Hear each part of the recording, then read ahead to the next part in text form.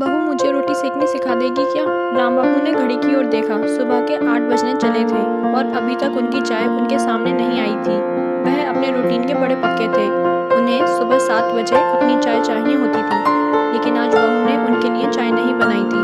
राम बाबू सुबह टहलने के लिए जाते थे और वापस आने के बाद पहले से ही बहू त्रिशा उनके लिए चाय तैयार रखती थी। कल सुबह राम बाबू का बेटा देवेन भी ऑफिस के काम से 15 दिनों के लिए शहर से बाहर गया हुआ था और आज ही बहू उसके साथ ऐसा व्यवहार कर रही थी। इसलिए धीरे धीरे राम बाबू का गुस्सा बढ़ता जा रहा था कि क्या केवल बेटे के सामने ही बहू मेरी देखभाल करेगी। जैसे जैसे समय सरकता जा रहा था उनका गुस्सा और भी बढ़ता जा रहा था। त्रिशा के ससुर जी गुस्से में चहलकदमी कर रहे थे क्योंकि त्रिशा ने अभी तक अपने कमरे से बाहर कदम भी नहीं रखा था। फिर जब उनसे रहा न गया तो वह जोर से आवाज लगाते हुए बोले, अरे बहू, आज देवेन घर पर नहीं है तो क्या तुम कमरे से बाहर भी नहीं निकलोगी? सुबह से मुझे एक कप चाय तक नहीं मिली है। लेकिन आवाज देने के बावजूद त्रिशा के कमरे से कोई आवाज नहीं आई। अब राम बाबू को बहू के कमरे में जाते हुए भी संकोच हो रहा था, लेकिन जब काफी देर तक बहू ने कोई जवाब नहीं दिया तो उन्होंने पर्दा हटाकर देखा तो बहू बेसुध सी बिस्तर पर पड़ी हुई थी, जिसे देख वह घबरा गए। वह तुरंत ही कमरे के अंदर पहुंचे। उन्होंने बहू के माथे को छूकर देखा तो उसका माथा बुखार से तप रहा था। यह देखकर वह सन्न रह गए। उन्होंने तुरंत ही डॉक्टर को फोन किया और जल्दी से घर आने के लिए कहा। तब तक वह बहू के माथे पर गीली पानी की पट्टी करने लगे। अब वह अपनी भूख प्यास सब भूलकर बस बहू की सेवा में जुट गए थे। उन्हें बहुत घबराहट हो रही थी कि उनकी बहू को कुछ होना नहीं चाहिए। आज बहू को ऐसे बुखार में तपते देखकर उन्हें अपनी स्वर्गवासी पत्नी जानकी जी की याद आने लगी थी और वह सोचने लगे कि यदि बहू को भी कुछ हो गया तो मेरे बेटे का क्या होगा। जिस तरह मैं अकेला हूँ, कभी किसी को ये दिन न देखना पड़े। उनकी आंखों से आंसू बहने लगे। बहू उनका बहुत ध्यान रखती थी और आज इस हालत में उसका पति भी उसके पास नहीं है। तभी दरवाजे की घंटी बजी। उन्होंने आंसू साफ किया और जल्दी से जाकर दरवाजा खोला। डॉक्टर साहब आए। उन्होंने त्रिशा को इंजेक्शन लगाया और कुछ दवाइयाँ लिखकर दे दी। फिर राम बाबू से बोला, आप यह दवाइयाँ लेकर आइए और इन्हें हल्का खाना ही दीजिएगा। इंजेक्शन से थोड़ी देर में इनका बुखार उतरना शुरू हो जाएगा। फिर इन्हें सुबह शाम बुखार की दवाइयाँ देते रहिए। और मैंने भी टेस्ट लिखे हैं और मैंने कुछ टेस्ट लिखे हैं, वह टेस्ट भी करवा लीजिएगा। डॉक्टर साहब तो वहाँ से चले गए। फिर राम बाबू ने पड़ोस के लड़के को बुलाकर दवाई लेने के लिए कहा और खुद वापस आकर बहू के सिरहाने बैठकर गीली पानी के पट्टियाँ उसके माथे पर लगाते रहे। आधे घंटे के बाद बहू ने धीरे से अपनी पलकें खोली तो राम बाबू ने भरे गले से कहा, बहू अब कैसी तबीयत है तुम्हारी? त्रिशा कहने लगी, बाबूजी बहुत कमजोरी महसूस हो रही है और मुझे चक्कर से भी आ रहे हैं। राम बाबू ने धीरे से कहा, बहू डॉक्टर ने दवाई लेने के लिए कहा है, बोलो क्या खाओगी तुम? त्रिशा बोली, बाबूजी मुझे कुछ भी खाने की इच्छा नहीं हो रही है। राम बाबू बोले, लेकिन बहू दवाई लेनी है तो कुछ न कुछ तो खाना पड़ेगा ना। अच्छा सुनो, डॉक्टर ने तुम्हें खिचड़ी खाने के लिए कहा है तो मुझे बता दो कि खिचड़ी में कितना दाल और कितना चावल डालना है तो मैं खिचड़ी पका देता हूँ। त्रिशा हैरानी से बोली, बाबूजी आप खिचड़ी बनाएंगे? राम बाबू ने धीरे से कहा, बहू अब देवेन भी घर पर नहीं है तो तुम्हारा ध्यान तो मैं ही रखूंगा ना। वह सब छोड़ो और जल्दी से बताओ मुझे करना क्या है। त्रिशा बोली, बाबूजी मैं उठकर खिचड़ी चढ़ा देती हूँ। इतना कहकर वो उठकर बैठने लगी तो उसका सिर चकराने लगा। राम बाबू ने उसे कहा, बहू तुम लेट जाओ, मैं एक काम करता हूँ, दाल चावल लेकर यहीं आ जाता हूँ। तुम मुझे बता देना कि क्या कितना डालना है और कैसे क्या करना है। इतना कहकर वो रसोई की ओर भागे। रसोई में दाल चावल का डिब्बा ढूंढने में ही उन्हें 10 मिनट लग गए।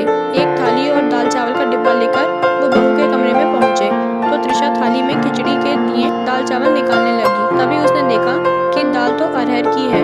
उसने कहा, बाबूजी हम खिचड़ी में मूंग की दाल यूज करते हैं, अरहर की दाल नहीं। राम बाबू परेशान होते हुए बोले, बहू मुझे समझ नहीं आ रहा था कि कौन सी दाल लेनी है, इसलिए मुझे जो दाल मिली मैं लेकर आ गया।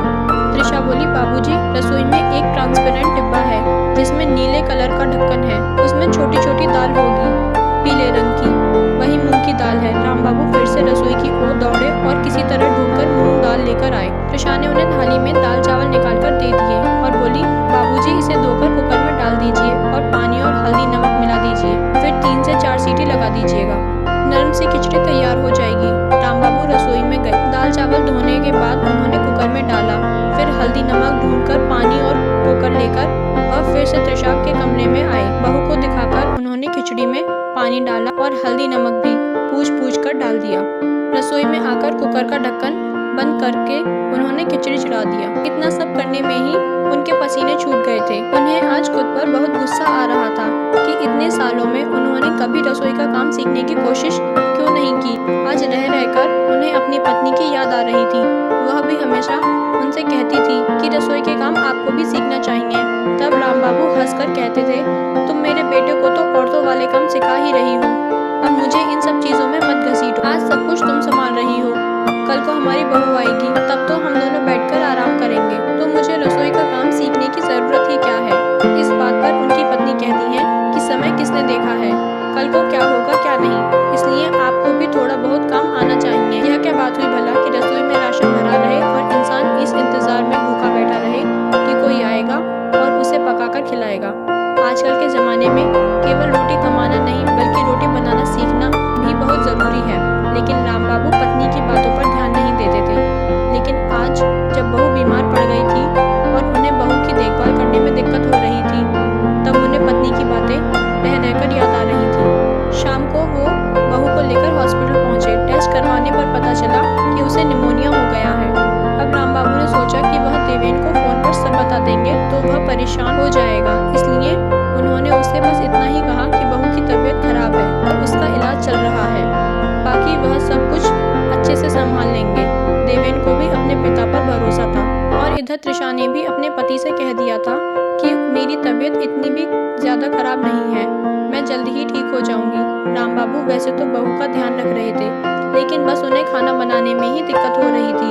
एक तो वह खुद भी ज्यादा देर भूखे पेट नहीं रह पाते थे, उन्हें बाहर का खाना अच्छा नहीं लगता था और बहू को भी घर का बना हुआ खाना ही देना था। इसलिए अब वह बहू से पूछ कर किसी तरह दाल चावल बना देते, आलू उबालकर चोखा बना देते। सब्जी काटने और छौंकने का गुण तो उन्होंने सीखा ही नहीं था। किसी तरह समय बीता। सप्ताह भर के अंदर त्रिशा की हालत में थोड़ा सुधार आ गया था, तो वह भी रसोई में आकर थोड़े बहुत काम करने लगी थी। एक दिन राम बाबू रसोई में आए और कहने लगे, बहू मैं सब्जी काटने में तुम्हारी मदद कर देता हूँ। फिर वो त्रिशा के बताए अनुसार सब्जी काटने लगे तो त्रिशा रोटी बनाने के लिए आटा गूंदने लगी। राम बाबू बहुत ध्यान से बहू को काम करते हुए देख रहे थे, सब कुछ सीखने की कोशिश कर रहे थे। जब त्रिशा रोटियां बनाने लगी तो वह सकुचाते हुए बोले, बहू मुझे भी रोटियां सेकनी सिखा देगी क्या? त्रिशा हैरानी से अपने ससुर जी की ओर देखने लगी कि जो ससुर जी एक गिलास पानी पीने के लिए भी उसे आवाज लगाते थे, रसोई में इतनी शिद्दत के साथ काम करने में जुटे हुए थे। त्रिशा ने धीरे से कहा, बाबूजी आपको मेरी वजह से कितनी परेशानी उठानी पड़ रही है ना? राम बाबू ने धीरे से कहा, नहीं बहू इसमें परेशानी की क्या बात है, तुम्हारी सास हमेशा मुझसे कहा करती थी कि रसोई में थोड़े बहुत काम सीख लो, कभी जरूरत पड़ने पर दिक्कत हो जाएगी, लेकिन मैं उसकी बातों पर ध्यान नहीं देता था। यदि आज मुझे खाना बनाना आता तो मैं तुम्हारा और अच्छे से ध्यान रख पाता, लेकिन तुम्हें तो बीमारी में भी उठकर काम करना पड़ रहा है। तुम हमेशा हमारा ध्यान रखती हो, मेरी बीमारी में तुम मुझे बिस्तर से नीचे तक नहीं उतरने देती हो, लेकिन तुम्हारी बीमारी के समय मैं तुम्हारे काम नहीं आ पा रहा हूँ। कहते हुए उनका गला भारी होने लगा तो त्रिशा का मन भावुक हो गया, उसके आंखों के कोर गीले हो गए और वह धीरे से बोली, बाबूजी आप मेरे बारे में इतना सोच रहे हैं, मेरे लिए इतना ही काफी है, वरना कौन सा ऐसा ससुराल होगा जहाँ पर ससुर जी बहू का इतना ध्यान रखने की कोशिश करें। राम बाबू ने धीरे से कहा, मैं हमेशा अपने बच्चों का ध्यान रखना चाहता हूँ, इसलिए मैं चाहता हूँ कि आज के बाद तुम मुझे रसोई के काम सिखाओ। वैसे तो इसकी शुरुआत हो चुकी है, बस तुम मुझे बताओ कि तुम मुझे रोटियां सेकनी सिखाओगी या नहीं? त्रिशा ने हल्के से मुस्कुराते हुए नम आंखों से सहमति से सिर हिला दिया। थोड़ी देर के बाद रसोई में राम बाबू बहुत ध्यान से धीरे धीरे कच्ची पक्की रोटियां सेकने सीख रहे थे। दोस्तों जिस तरह औरतों को घर के काम के साथ साथ बाहर के काम भी सीखने की कोशिश करनी चाहिए, वैसे ही मर्दों को भी बाहर के काम के साथ साथ घर के काम भी जरूर सीखना चाहिए, क्योंकि जब आजकल परिवार सिमटते जा रहे हैं तो परिवार के प्रत्येक सदस्य को सभी काम आना जरूरी होता है। आशा करती हूँ कि आपको हमारी कहानी अच्छी लगी होगी। ऐसी ही और भी मजेदार कहानियाँ सुनने के लिए हमारे चैनल रिटर्न ऑफ कहानी को सब्सक्राइब करें। धन्यवाद।